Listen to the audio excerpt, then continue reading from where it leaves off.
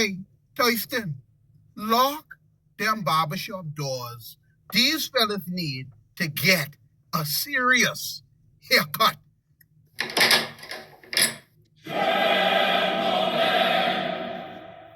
This is Dwight Refiner's Fire with Real Deal Clips Bahamas. You can now follow me on YouTube, Facebook, and TikTok at Real Deal Clips Bahamas. This series is called The Barbershop. This is clip number 387.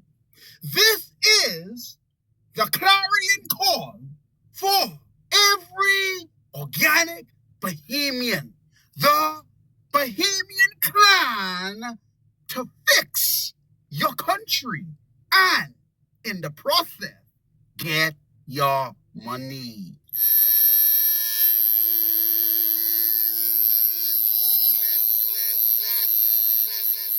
Hope and help is on the way. Don't mind Steve McKinney, Lincoln Bay, and blackmail doing all that slapping up on social media and on radio. All they doing is just entertaining folks. Oh, a dog.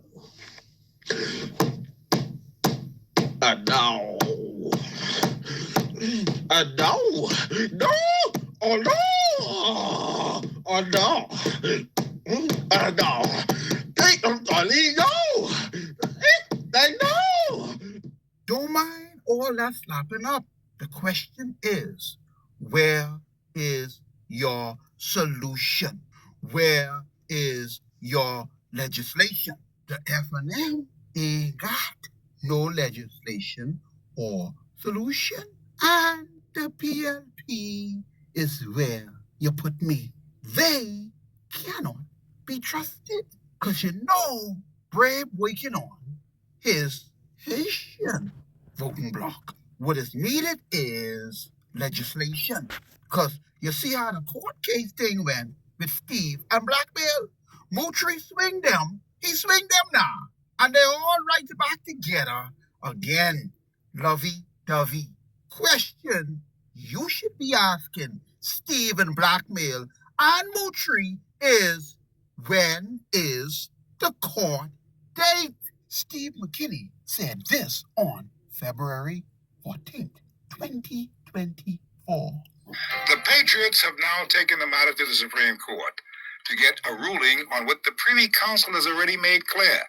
There is no such item in our Constitution that allows for any to become a citizen without meeting the requirements of the supreme law of the Bahamas, and that is the Constitution. So the lawyers for the Patriots, D. Halson Moutry, a powerful man, former Speaker of the House of Assembly, just served in the last administration. He's on the case, along with others that we will control at this particular time. We have a set case. This case is so very, very sober-minded in the way that it's been designed. There's no way, you know what I'm saying? This is a foolproof case. That's why it took so long to do our research. I want you to listen to Steve McKinney and Blackmail Sean Gardner's comments April 2nd, 2024 in reference to the court case that they had filed 2 months prior. Take a listen.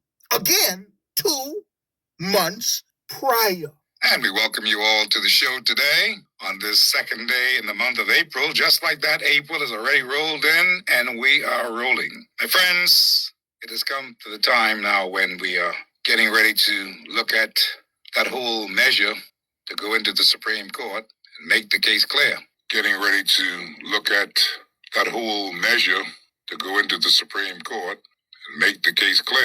Now that we are there, As time is of the essence, we got a court case, Mr. Simonet, coming up. It only takes 2 months once it is filed for it actually to come up on the docket, because constitutional cases are few and far apart. The docket wide open for constitutional cases. But this case still ain't come up yet. That's what you need to call in and ask them, because they steady soliciting funds and support and slapping up. But hope and help is on the way. Stop the Steal has the easy solution, not only to fix the immigration system and problem of illegal migration, but also in the legislation is a fix for every albatross that's about around the neck of every Bahamian citizen. If you truly want change, you need legislation. And what needs to happen and what we have done in the Citizen Sovereign Wealth Fund is that we've created a citizenship registry. Right. And it's based, and we built from the platform of what you call First Bahamian. Right. And once you tie your lineage to that, you have automatic rights to the Sovereign Wealth Fund. We also have a mechanism in there, a research laboratory. Right. So if there are questions about X, Y, and Z, we have the ability to do DNA sequencing to determine your origins. Right. So if you say you're related to X, Y, Z, and their family is still alive, we can take a sample from one of those persons and compare that to your sample and determine whether or not there are markers in that, there are similar markers in those DNA strands that will bring us to the point where we could conclude that, hey, yeah, you're part of that hereditary line. And hence now you qualify as a Bahamian and you can participate in a sovereign wealth fund because only citizens, and how they do it around the world, they actually use the proposition of jus sanguinis, which means by blood. So you actually have to be a citizen by blood. Right. So we, in our attempts to create the sovereign wealth fund, that was one of the key issues in terms of addressing the issue of citizenship because fundamentally, you can't decide who should benefit from a sovereign wealth fund until you can establish who's a Bahamian. Because only Bahamians, and that's a strict criteria. We're using the first Bahamian status and we're billing that out. Right. And it has to be by blood. And then the idea that we can have all that intel and now we can put that in a system that is tamper-proof. You know, we can create a blockchain system for that citizenship registry. So once we establish that baseline for who qualify as a Bahamian, it'll be very difficult to come in and tamper with that initial registry. And that's how we solve the immigration crisis. Because if you're not a part of that sovereign wealth fund, we have to find a different category for you to fit in. So there might be people who in the Bahamas who have different status, but they will not qualify for the sovereign wealth fund. So we will have the ability to create a status for them. Right. And then we can come to the determination about only people who are citizens proven by the sovereign wealth fund have the ability to vote. Citizens proven by the Sovereign Wealth Fund have the ability to vote. Citizens proven by the Sovereign Wealth Fund have the ability to vote. So if you don't have a citizenship card from the Sovereign Wealth Fund, you wouldn't be able to vote in an election.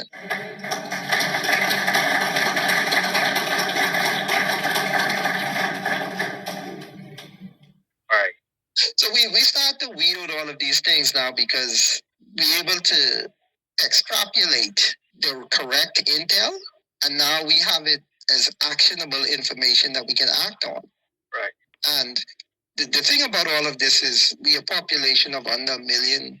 So, I mean, setting up a citizenship registry that's codified by a blockchain system, that's pretty easy to do. It's not that complicated. Right. I mean, we have the ability to set that up in a short period of time. Right. And so the question about who is a Bahamian and who is not, we'll be able to answer these questions right away. And the system that we have with the citizenship registry doesn't allow for corruption because you can't tamper with how a blockchain system works is that you have all these different nodes that have to agree.